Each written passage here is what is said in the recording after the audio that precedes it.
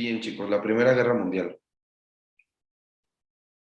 Es algo particular eh, saber que pues, hay una guerra que involucra a varios países y que se le conozca como Guerra Mundial, cuando realmente ha habido varias guerras que involucren varios países, pero no se les ha denominado Guerra Mundial. Como ya vimos, hay demasiados antecedentes para que detonara una guerra. Y de hecho por ahí lo comentaron en la clase pasada. Este, mientras veíamos todo lo que estaba sucediendo en el mundo, qué era lo que podía provocar la Primera Guerra Mundial. Entonces, ya hablamos, voy a regresar un poquito más para que entendamos el contexto de la Primera Guerra Mundial. Desde el inicio, hablamos del Renacimiento, de los cambios mentales que existían en la humanidad y de cómo pasaron de estar tan cerrados a comenzar a involucrarse un poco más en las ciencias y en las artes. Es el primer cambio que va a tener el humano después de la Edad Media. Recordemos que la Edad Media fue una época oscura. Entonces, cuando el ser humano empieza a tener una apertura hacia la ciencia, el conocimiento, las artes, la literatura, la filosofía, la educación, el comercio, empieza a haber una evolución y comienza a dejar de lado toda esa teocracia y toda esa parte religiosa que emanaba desde el centro del universo. A la par de que existe una revolución comercial, existen países que comienzan naciones que comienzan a destacar, en que después de ese cambio y ese acercamiento el aspecto mercadológico, viene una revolución inglesa, donde el ser humano comienza a sentir las fallas de la monarquía, donde empiezan a tener diferentes cambios en el aspecto, en la forma de hacer comercio. Después tenemos que empiezan a aparecer las ideologías de gobiernos civiles, republicanos, presidencias, división de poderes, soberanía, derechos, democracia. Empieza a existir una apertura comercial mayor que promovía el intercambio pacífico de comercio entre naciones, entre territorios. En aquel entonces recordemos que la mayoría de lo que actualmente conocemos como países, antiguamente eran pues conocidos como reinos. Entonces, vamos a ver cómo empieza a cambiar esa mentalidad, esa visión de la unidad, pero sobre todo comienza a sembrarse algo. La envidia o sobre todo la competencia de ver cuál era el país que podía tener un mejor manejo económico. Entonces, el Reino Unido da el boom tecnológico de la época con la revolución industrial, nace la máquina de vapor, comienza a haber soberanía en otros territorios como la independencia de las 13 colonias, y eso aparentemente debilita a algunos países, como el Reino Unido, España cuando pierde todas sus colonias, también Portugal cuando pierde Brasil. Pero viene un hecho contundente, el cual denota o busca cambiar la mentalidad política de la humanidad, sobre todo concentrada en la región de Europa. ¿Por qué la mentalidad política? Porque entonces ya no buscan una monarquía, sino un gobierno más funcional. Vienen más avances tecnológicos, viene una carrera más grande por ver qué país es el que mayor produce, el que mayor comercializa y el que mejor lo hace. Y una nueva época de conquista. Si se perdieron territorios en América, entonces se busca tener territorios en otras regiones como África. El punto era no perder pues el poderío que tenían en ese momento. Ahora bien, chicos, ya que nos dimos cuenta que empiezan a perfilarse diferentes potencias, como lo es el Reino Unido, Francia, Alemania, y una nueva potencia que comenzó a perfilarse, que era el Estados Unidos, que simplemente eran británicos en nuestro territorio, y que comienzan a existir estos, pues es que no encuentro otra palabra más que egos egos de guerra, egos comerciales para ver qué país era, qué nación era mejor una que la otra.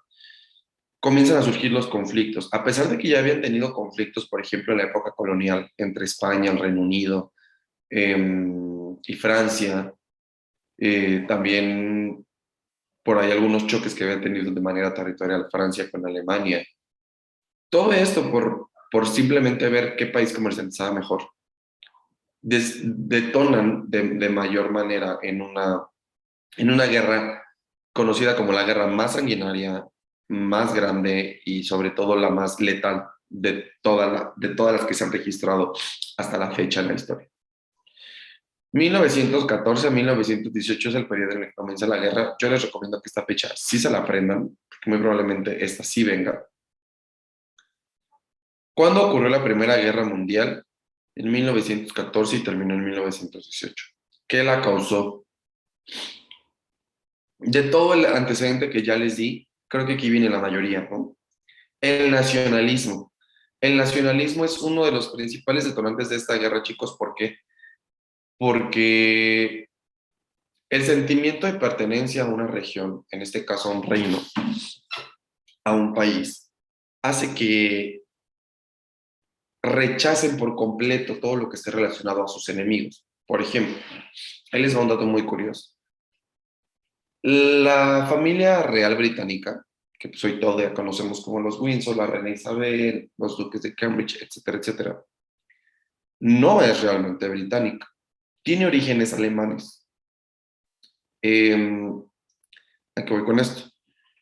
Antes no se llamaban la familia Windsor, sino eran los Humboldt, de descendencia alemana, era un apellido alemán. Cuando comienza a crecer este sentimiento nacionalista y Alemania comienza a posicionarse tecnológicamente, vimos que en la segunda revolución industrial Alemania fue una gran potencia, un gran precursor. Entonces, imagínense, si existe un sentimiento de nacionalismo, perdón, como británico. Comienzan a llegar diferentes productos alemanes, y es lo que a veces nos pasa como mexicanos, decimos, ay, pero es que esto no es hecho en México, ¿no? O a lo mejor, ay, es que esto está hecho en China y va a salir chafa. Lo mismo pasaba con los británicos, pero contra los alemanes. Oye, pero es que esto es hecho en Alemania, no podemos consumir algo hecho en Reino Unido, algo británico, y comienza a crecer ese tipo de nacionalismo en el cual ya había un rechazo por completo a todo lo que emanara de Alemania. E incluso empieza a haber un rechazo a la monarquía británica por el apellido que era de origen alemán.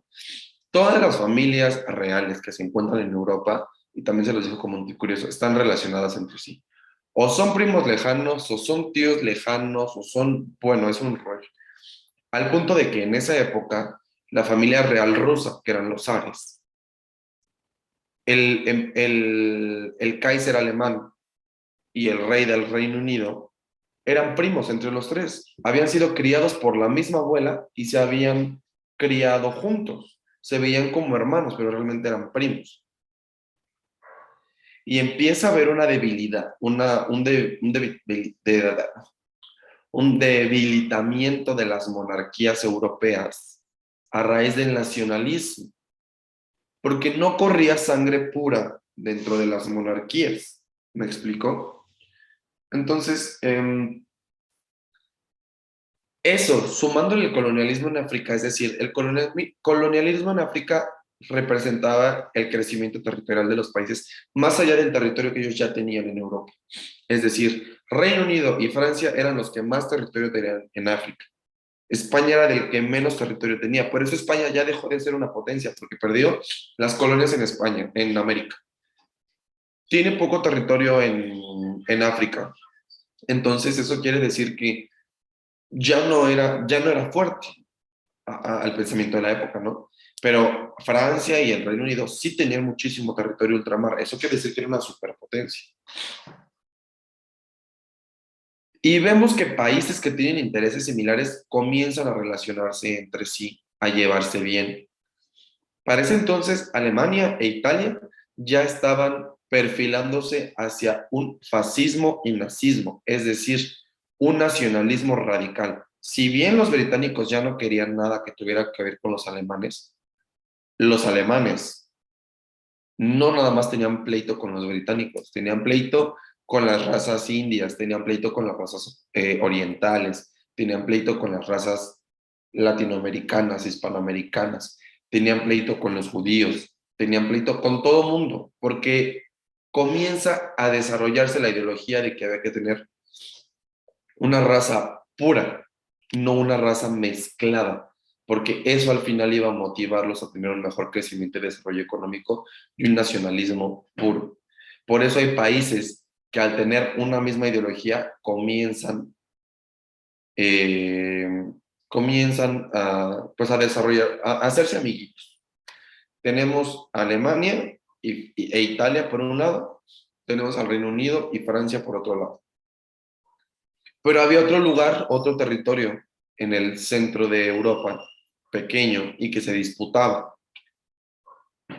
Austro-Hungría, que hoy son dos países diferentes, Austria y Hungría, pero en ese momento Austria-Hungría, que era regida por un archiduque, el archiduque Francisco Fernando.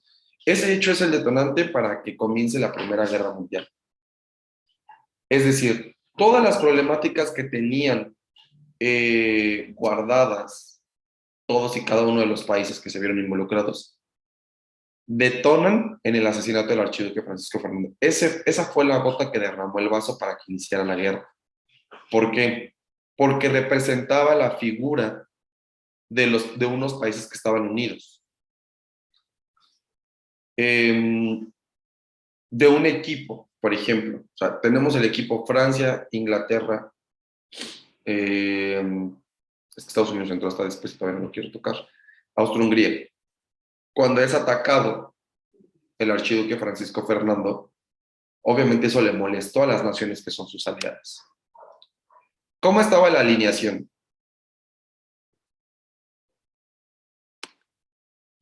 Tenemos a la Triple Entente, la Triple Alianza y países neutrales. Hasta este momento era solamente una guerra europea. No había, no había todavía involucramiento de otros países como en otras guerras.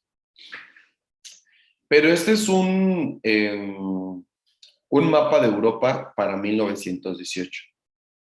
Como pueden darse cuenta, se ve un poco diferente a lo que actual conocemos o lo que actualmente sabemos que es Europa.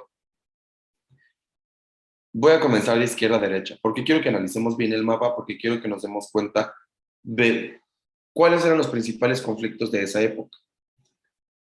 Por ejemplo, Portugal y España tenían el mismo territorio que actualmente tienen, a diferencia de que España tenía un poquito del norte de África. En Francia, el mismo territorio, el Reino Unido también, Suiza, Bélgica, los Países Bajos también tienen el mismo territorio, Italia también, Luxemburgo, que bueno, Luxemburgo es una cosa muy pequeña. Los Países Bajos, ya los dijimos, Dinamarca no tiene el mismo territorio. ¿Por qué? Veamos Alemania. Alemania tenía el actual territorio alemán, que es hasta acá,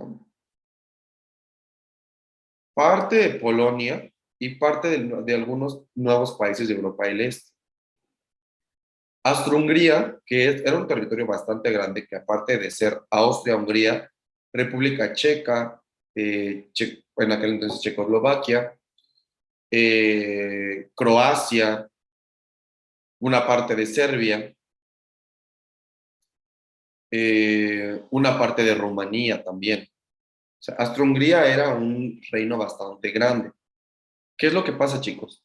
Que existían diferentes grupos étnicos dentro de estos territorios, como los húngaros, los austríacos, los serbios, los croatas, los rumanos, que realmente son grupos étnicos y por eso dan origen a algunos países, que tenían diferencias entre sí.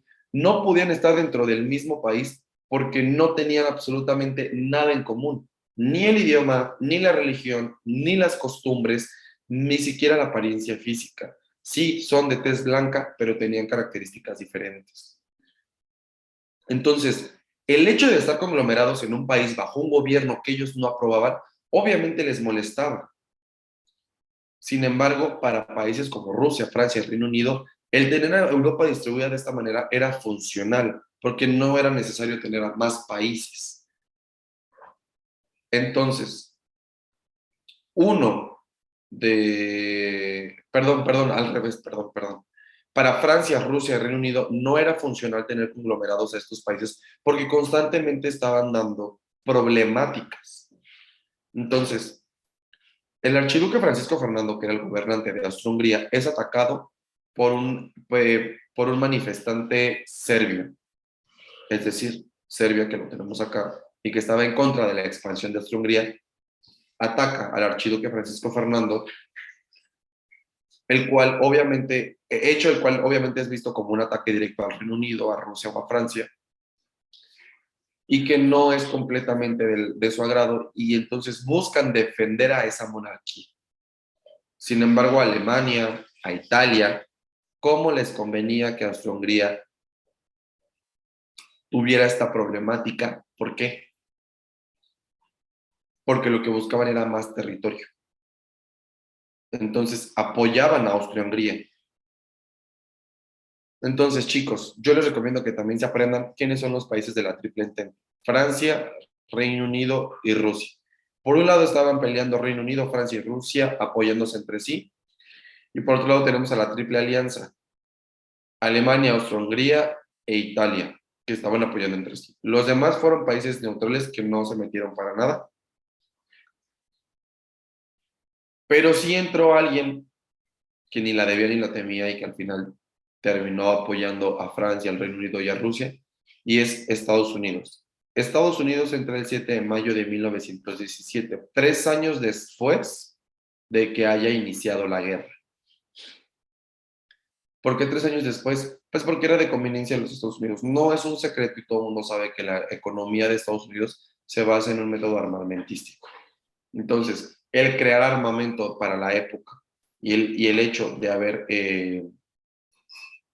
formado o haber sido partícipe de la creación de diferentes armas dentro de la época para Estados Unidos era una buena oportunidad para hacerse de una economía y perfilarse como una potencia. Es por eso que entra dentro de la guerra apoyando a Rusia, a Francia y al Reino Unido. Hasta aquí, chicos, ¿alguna duda? No, profe. Por así decirlo, que son armamentistas necesitan del conflicto para que su economía fluya o se mantenga. Sí. Actualmente la economía estadounidense ya no solamente es armamentista. Estamos hablando de que son los reyes del capitalismo y su economía ya tiene otras prioridades. En ese momento era el principal factor que podía hacer que ellos se perfilaran como una potencia mundial y se perfilaran como, sí, como actores de potencia, ¿me explico? Pero evidentemente sí, el hecho de que ellos vieran, es que no era tanto como una economía armamentista, fue una oportunidad de mercado. Lo vieron más como un negocio que como una economía, que al final, durante la guerra, se volvió su principal economía. El hecho de innovar en tecnologías que apoyaran dentro en la evolución de algunos, por ejemplo, aviones. Si nos dimos cuenta, Estados Unidos fue un precursor de la segunda revolución industrial, el hecho de producir e innovar. Y, y el hecho de introducir nuevos elementos eh, para la producción, como lo vimos, el hierro, el fierro, la electricidad, hizo que dieran su granito de arena, que aportaran a la construcción de nuevas armas para la Primera Guerra Mundial. Y de hecho aquí lo tenemos, armamento moderno y guerra de trincheras. ¿Qué pasa con el armamento moderno? O sea, todo lo que empezó a innovar, lo que empezaron a innovar en armamento, fue utilizado a favor de muchas de las potencias, ¿no? En ese momento, Austria-Hungría no era una potencia. Austria-Hungría era el país que más tenía de perderlas dentro del conflicto. Italia comenzaba a perfilarse como una potencia, pero lo que eran Alemania, Rusia, Francia, Reino Unido eran monstruos. ¿Cuál fue la táctica, cuál fue el método por el cual comenzó a desarrollarse este conflicto? La guerra de trincheras. La guerra de trincheras que si bien, ¿cómo decirlo? Fue la forma en la cual se desarrolló el conflicto, porque ¿qué es una trinchera? Creo que la mayoría sabe y si no, pues les voy a explicar. Son estos pequeños boquetes que se hacen en la tierra, donde se esconden todos los soldados y arriba, a ras de tierra, en la superficie, se encuentran todos los armamentos. Era el método por el cual se estaba desarrollando esta guerra. Varios años de guerras de trincheras, desde 1914 hasta 1918, de 4 años. Pero 4 años de financiar guerras, 4 años de buscar tener a la población lo más protegida posible. Fue muchísimo dinero el que se invirtió. Sin embargo, finaliza. Gana la Triple Entente. ¿Y cuáles son las consecuencias de la guerra mundial? A ver, no sé, Daniel, ¿me puedes ayudar leyendo las consecuencias, por favor? Emiliano, ¿me ayudas leyendo las consecuencias, por favor? Sí, consecuencias. Tratado de Versalles, Sociedad de las Naciones, Alemania pierde sus colonias y territorio, crisis económica, la Revolución Rusa. Ok.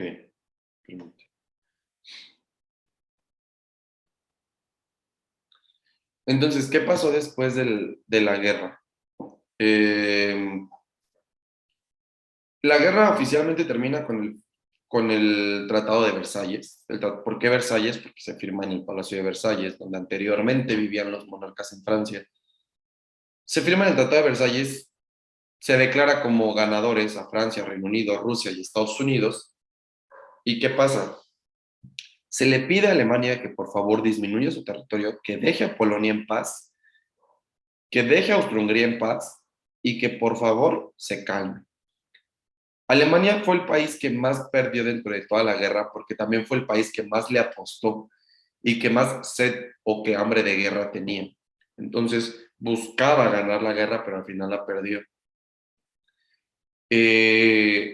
Eran, pues en otras palabras, el más gandalla de todos los que estaban involucrados. Por ende, perdió muchísimo de su territorio y fue el que más, al que más le afectó el Tratado de Versalles. Estuvo sometido a Alemania al Tratado de Versalles, donde se comprometía a no volver a tocar a Polonia o a otras naciones.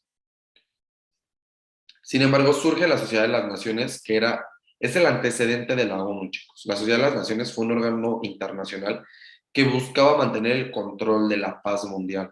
Es el primer antecedente de la ONU. Sin embargo, esa Sociedad de Naciones fracasó. ¿Qué más trajo consigo la Primera Guerra Mundial? Crisis económica, una crisis económica enorme en Europa y en todo el mundo. Termina la guerra y si bien las grandes ciudades estaban destruidas, ya no había dinero, ya no había víveres, ya no había alimento, había problemas de infraestructura para llevar alimentos del campo a la ciudad, las rutas económicas que tenían con otras partes del mundo estaban también fracturadas y fragmentadas. Entonces había que reestructurar y reinventar toda la infraestructura que existía en ese momento. Y por último, la Revolución Rusa. Rusia tenía sus problemas internos en ese momento. ¿Y cómo era posible que se preocupara por financiar una guerra externa cuando realmente dentro de su propio país existían problemáticas?